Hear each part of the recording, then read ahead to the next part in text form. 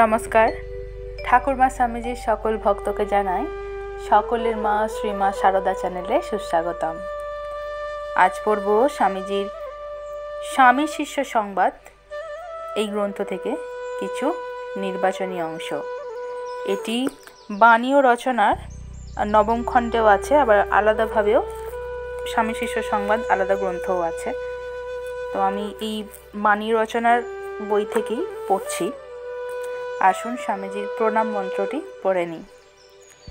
ওম নমঃ শ্রী যতিরাজায় বিবেকানন্দ সুরায় সচ্চিৎ সুখ স্বরূপায় স্বামিনে তাপহারিণে।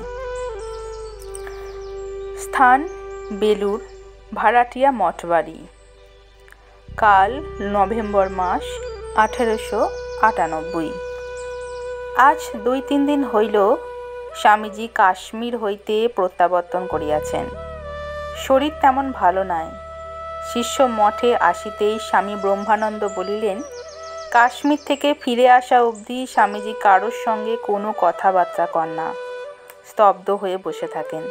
তুই স্বামীজির কাছে গল্প স্বল্প করে স্বামীজির মনটা নিচে আনতে চেষ্টা কর। শিষ্য ওপরে স্বামীজির ঘরে গিয়া দেখিল স্বামীজি মুক্ত পদ্মাসনে পূর্বাস্য হইয়া বসিয়া আছেন, যেন গভীর ধ্যানে মগ্ন। মুখে হাসি নাই, প্রদীপ্ত নয়নে বহির্মুখী দৃষ্টি নাই, যেন ভেতরে কিছু দেখিতেছেন। শিষ্যকে দেখিবা মাত্র বলিলেন, এসেছিস বাবা, বস। এই পর্যন্ত।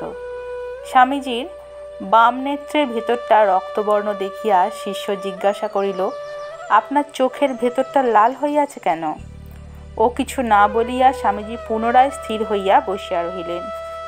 অনেকক্ষণ পরেও যখন স্বামীজি কোনো কথা কহিলেন না, তখন শিষ্য অধীর হইয়া স্বামীজির পাদপদ্ম স্পর্শ করিয়া বলিল, অমরনাথে যাহা যাহা প্রত্যক্ষ করিলেন তাহা আমাকে বলিবেন না?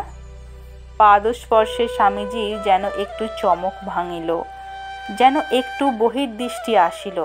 বলিলেন, অমরনাথ দর্শনের পর থেকে আমার মাথায় 24 ঘণ্টা যেন শিব বসে আছেন, কিছুতেই নামছেন না।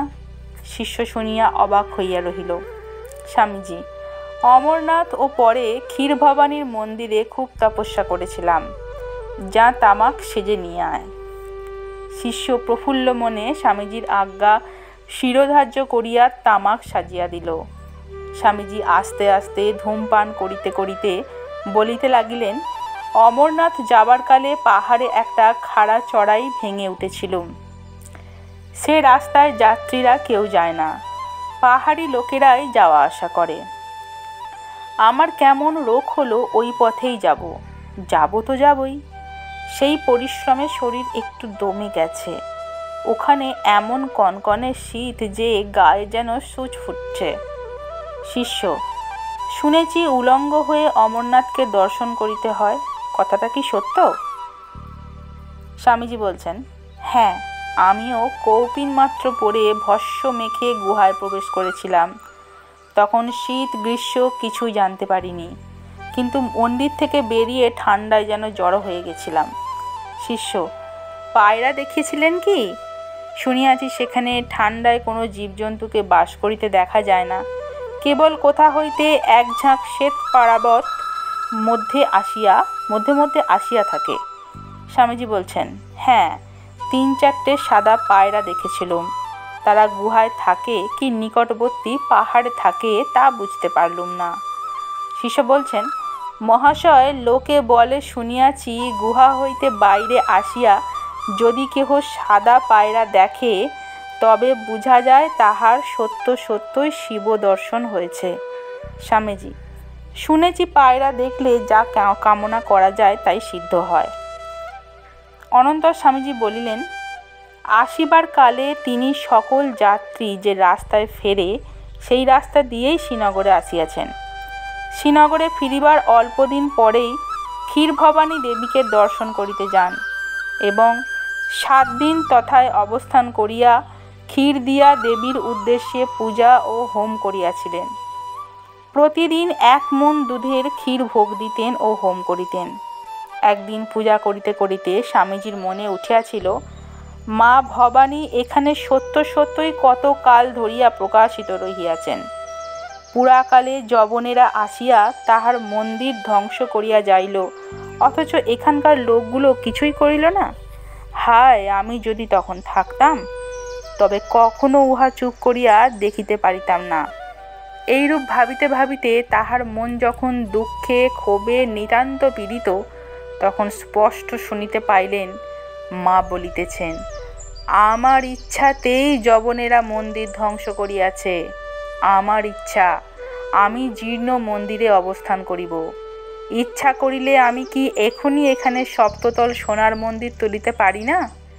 তুই কি করিতে পারিস? তোকে আমি রক্ষা করিব, না তুই আমায় রক্ষা করবি?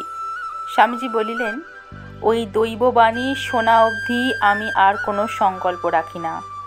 মটফট করবার সংকল্প ত্যাগ করেছি। মায়ের যা ইচ্ছা তাই হবে। শিষ্য অবাক হইয়া ভাবিতে লাগিল, ইনি না একদিন বলিয়াছিলেন, যা কিছু দেখিস শুনিস তা তোর ভিতরে অবস্থিত আত্মার প্রতিধ্বনি মাত্র, বাইরে কিছুই নেই।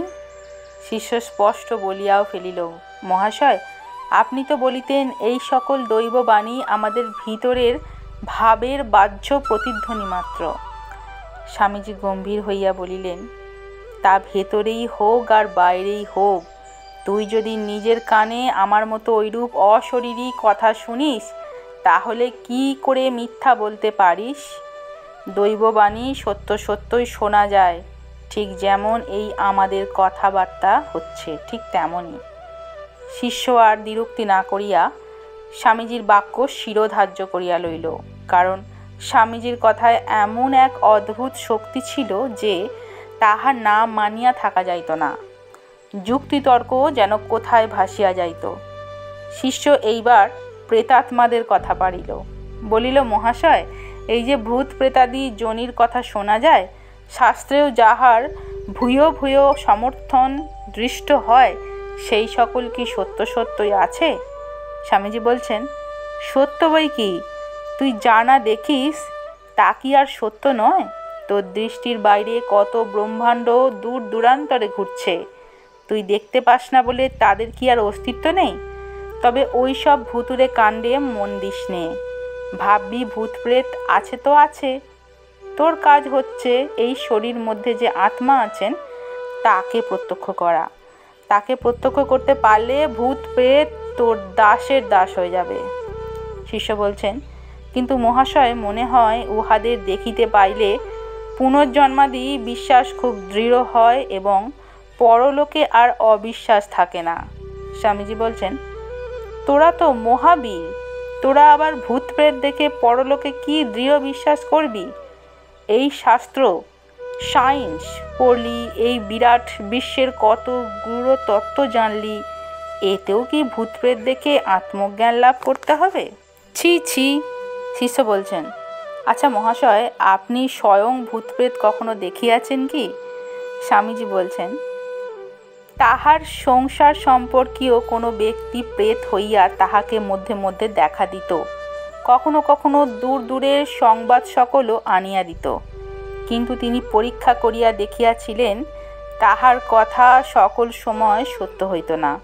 পরে কোনো কোনো এক তীর্থে যাইয়া সে মুক্ত হয়ে যাক, এইরূপ প্রার্থনা করা অবধি তিনি আর তাহার দেখা পান নাই। শ্রাদ্ধাদি দ্বারা প্রেতাত্মার তৃপ্তি হয় কি না, এই প্রশ্ন করিলে স্বামীজি কহিলেন, উহা কিছু অসম্ভব নয়। শিষ্য ওই বিষয়ে যুক্তি প্রমাণ চাইলে স্বামীজি কহিলেন, তোকে একদিন ওই প্রসঙ্গ ভালোরূপে বুঝিয়ে দেব। শ্রাদ্ধাদি দ্বারা যে প্রেতাত্মার তৃপ্তি হয়, এই বিষয়ে অকাঠ্য যুক্তি আছে। আজ আমার শরীর ভালো নয়, অন্য একদিন বুঝিয়ে দেব। শিষ্য কিন্তু এ জীবনে স্বামীজির কাছে আর ওই প্রশ্ন করিবার অবকাশ পায় নাই। অন্য আর একদিন শিষ্য স্বামীজিকে প্রশ্ন করছেন ধ্যান সম্পর্কে, যে আমার ধ্যান একদমই হয় না, তা আমার কী করা উচিত? সেই বিষয়ে স্বামীজি বলছেন, ওসব উইকনেসের চিহ্ন। সর্বদা নিত্য প্রত্যক্ষ আত্মায় তন্ময় হয়ে যাবার চেষ্টা করবি।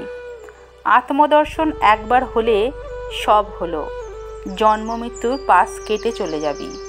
শিষ্য বলছেন, আপনি কৃপা করিয়া তাহাই করিয়া দিন। আপনি আজ নিরিবিলি আসিতে বলিয়াছিলেন, তাই আসিয়াছি। আমার যাতে মন স্থির হয় তৎসম্বন্ধে কিছু করিয়া দিন। স্বামীজি বলছেন, সময় পেলেই ধ্যান করবি। সুষুম্না পথে মন যদি একবার চলে যায় তো আপনা আপনি সব ঠিক হয়ে যাবে, বেশি আর কিছু করতে হবে না। শিষ্য বলছেন, আপনি তো কত উৎসাহ দেন, কিন্তু আমার সত্য বস্তু প্রত্যক্ষ হইবে কি? স্বামীজি, হবে বই কি। অকীট ব্রহ্মা সব কালে মুক্ত হয়ে যাবে, আর তোর হবে নি? ওসব উইকনেস মনে স্থান দিবিনি। পরে বলিলেন, শ্রদ্ধাবান হ, বীর্যবান হ, আত্মজ্ঞান লাভ কর, আর পরহিতায় জীবনপাত কর। এই আমার ইচ্ছা ও আশীর্বাদ। নমস্কার। স্বামীজির কথাপাঠ আজ আমরা এখানেই সমাপ্ত করছি। ঠাকুরমা স্বামীজির কৃপায় আপনারা সকলে ভালো থাকুন, সুস্থ থাকুন ও আনন্দে থাকুন। জয় রামকৃষ্ণ, জয় মা, জয় তো স্বামীজি মহারাজ। ধন্যবাদ।